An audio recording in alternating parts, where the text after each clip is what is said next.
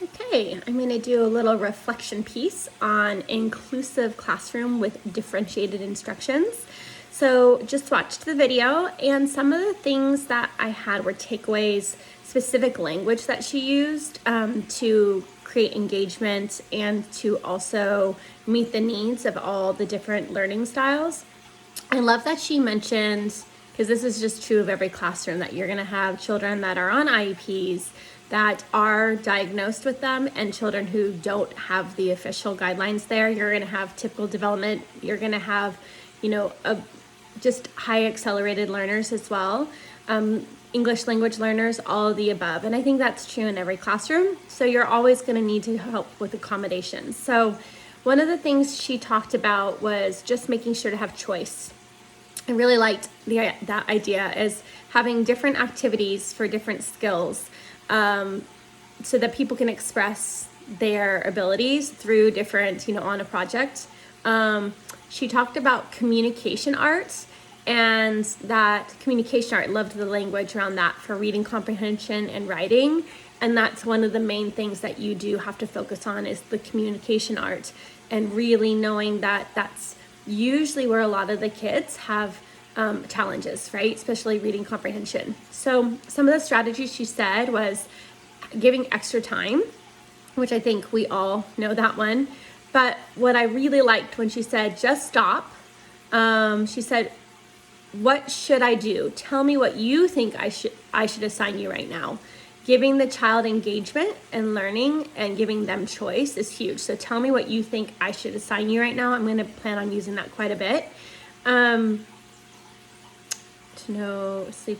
Okay, and then the fact that some kids come in with their own personal stereotype themselves, that was a huge one for me. And I think especially I'm going to be in high school, and that will definitely be playing, right? And so she said she created this really warm, accepting classroom, and that she knew these stereotypes, maybe the students particularly that were selling drugs or whatever it might be, and she chose not to know that much because she didn't want to create stereotypes herself. I love that she talked about having 4 positives for every negative, and that will help demonstrate self-control.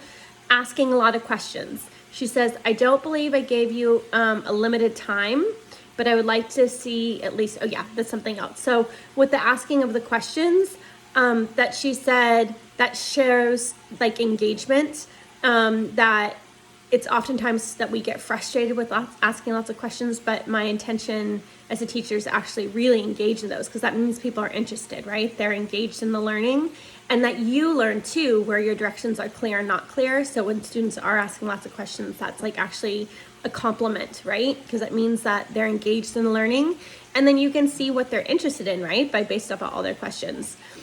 I did like the fact when she talked to students who just hadn't put enough effort in, and she says, I don't believe I gave you a limit to number of sentences, but I would like to see at least blah, blah, blah.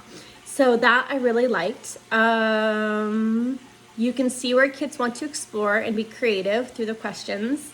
And then she just constantly gave praise.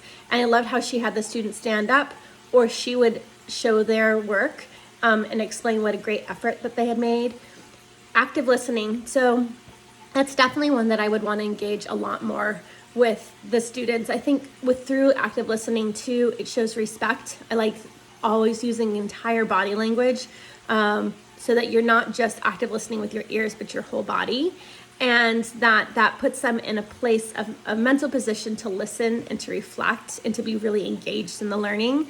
So I plan on implementing that quite a bit.